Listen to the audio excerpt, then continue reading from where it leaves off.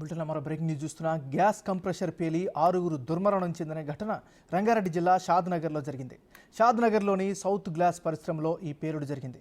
ఈ పేలుడు ఘటనలో 5గురు మృతి చెందగా 15 మందికి తీవ్రంగా గాయాలయ్యాయి. గాయపడిన కార్మికులను ఆసుపత్రికి తరలించి చికిత్స అందిస్తున్నారు. మృతులు బీహార్ రాష్ట్రానికి చెందిన వారిగా గుర్తించారు.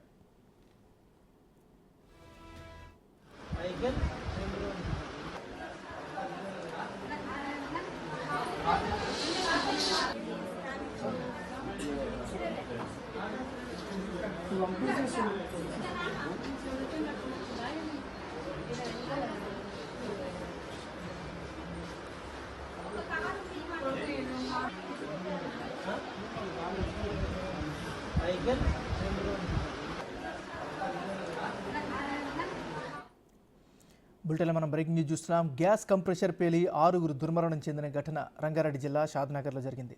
షాద్నగర్లోని సౌత్ గ్లాస్ పరిశ్రమలో ఈ పేలుడు జరిగింది. ఈ పేలుడు ధాటికి 5గురు మృతి చెందగా 15 మందికి తీవ్ర గాయాలయ్యాయి. ఇక ఇదే అంశానికి సంబంధించి మరింత తాజా సమాచారాన్ని మా రిపోర్టర్ సుజాత లైవ్లో అందిస్తారు. సుజాత, చెప్పండి, ప్రస్తుతం గాయపడిన వారి పరిస్థితి ఏంటి? చనిపోయిన వారిని గుర్తించారా? మీ దగ్గర ఉన్న అప్డేట్స్ ఏంటి?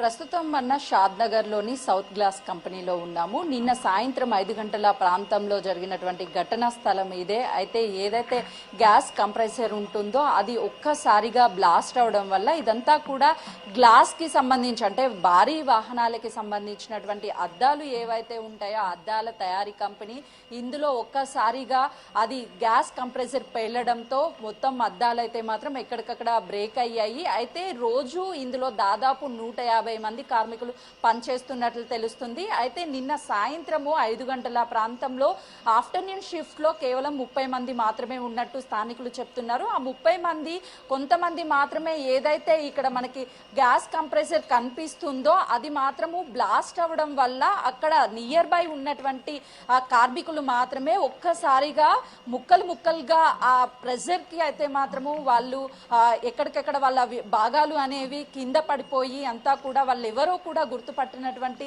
పరిస్థితి చోటు చేసుకుందనే చెప్పుకోవాలి. దాదాపు మిగతా 25 మంది ఎవరైతే ఉన్నారో వాళ్ళందరూ కూడా దూరంగా ఉండడం వల్ల కొంత మేరకు అయితే వాళ్ళకి గాయాలయ్యాయి. అయితే అఫీషియల్ గా మాత్రం ఇందులో 20 మంది పని చేస్తున్నారు, 5 మందికి మాత్రమే చనిపోయారు. మిగతా 15 మంది కూడా క్షతగాత్రులుగా, అంటే దెబ్బలు తాకడం వల్ల ప్రైవేటు ఆసుపత్రిలో చికిత్స పొందుతున్నారు అని చెప్తున్నారు. కానీ మిగతా 10 మంది కూడా వేరొక ప్రైవేటు హాస్పిటల్లో చికిత్స పొందుతున్నారని అనఫీషియల్ గా అందుతున్నటువంటి సమాచారం మనం చూస్తున్నాము. విజువల్స్ లో ఏదైతే చూస్తున్నామో అదే గ్యాస్ కంప్రెసర్, దానికి ఒక ఎక్స్పైర్ డేట్ అంటూ ఉంటుంది. ఆ డేట్ కి సంబంధించి ఇంకా ఎక్కువ రోజులు వాడడం వల్ల ఈ కంప్రెసర్ అనేది ఒక్కసారిగా ఆ గ్యాస్ అనేది పేలడం వల్ల మాత్రమే ఈ దారుణం జరిగిందని చెప్పి అటు కార్మిక సంఘాలు చెప్పడంతో పాటు అధికారులు కూడా చెప్తున్నటువంటి పరిస్థితి ఉంది. కొద్దిసేపటి క్రితం ఇక్కడ స్థానిక ఎమ్మెల్యే వచ్చి కూడా ఇదంతా కూడా పరిశీలించారు. నిన్న రాత్రి నుంచి కూడా అటు రంగారెడ్డి జిల్లాకి సంబంధించినటువంటి కలెక్టర్ కావచ్చు, అధికారులు కావచ్చు, సీఎం రేవంత్ రెడ్డి గారు ఇప్పటికే ఆదేశాలు జారీ చేశారు. అక్కడ ఎలాంటి పరిస్థితులు ఉన్నాయి, అదేవిధంగా క్షతగాత్రులకి సంబంధించిన మెరుగైన వైద్యం అందించాలి, ఎప్పటికప్పుడు వాళ్ళకి సంబంధించినటువంటి ఆరోగ్య పరిస్థితిని కూడా వివరించాలి అని చెప్పేసి ఆదేశాలు జారీ చేశారు.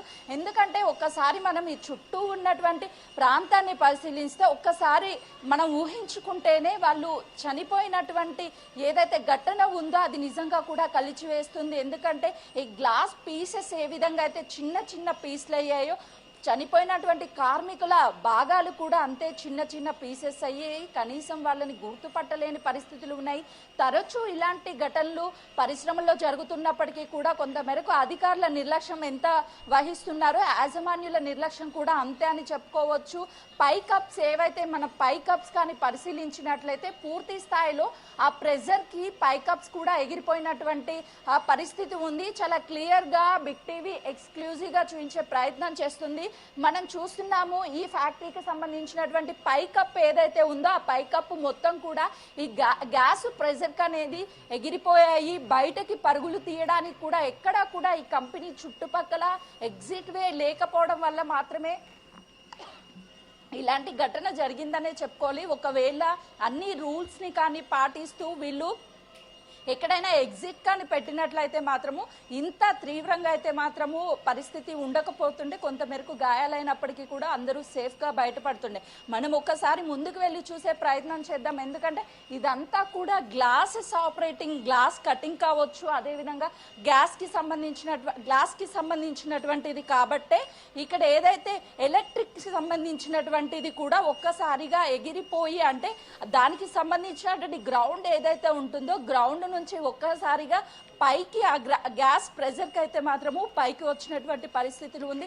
ఇప్పటికే అటు క్షతగాత్రులను కూడా ఆఫీసర్స్ ఎప్పటికప్పుడు అధికారులు అయితే మాత్రం వాళ్ళ ఆరోగ్య పరిస్థితి ఏ విధంగా ఉందో తెలుసుకుంటున్నారు. కానీ కంపెనీ యజమాని కూడా దీనికి పూర్తి స్థాయిలో నిర్లక్ష్యం చేశారు. అందుకే వాళ్ళ ప్రాణాలను అనేది పదే ఎందుకంటే గత కొన్ని నెలల క్రితమే ఈ సౌత్ గ్లాస్కి సంబంధించినటువంటి కంపెనీ పక్కనే అక్కడ ఒక ఘటన జరగడము, అందులో దాదాపు 8 మంది ఆ సమయంలో పనిచేస్తున్నటువంటి సమయంలో ఉండడం, అందులో 6 మరణించడం, ఈ ఘటన మరొక ముందే మళ్ళీ ఇలాంటి ఘటనలు జరుగుతున్నాయి. పూర్తి స్థాయిలో అయితే మాత్రము ఈ కంపెనీ ఏదైతే ఉందో కంపెనీ పెట్టే వాళ్ళు, పరిశ్రమలు పెట్టే వాళ్ళకి పట్ల అయితే మాత్రం అధికారులు అప్రమత్తంగా ఉండాలి.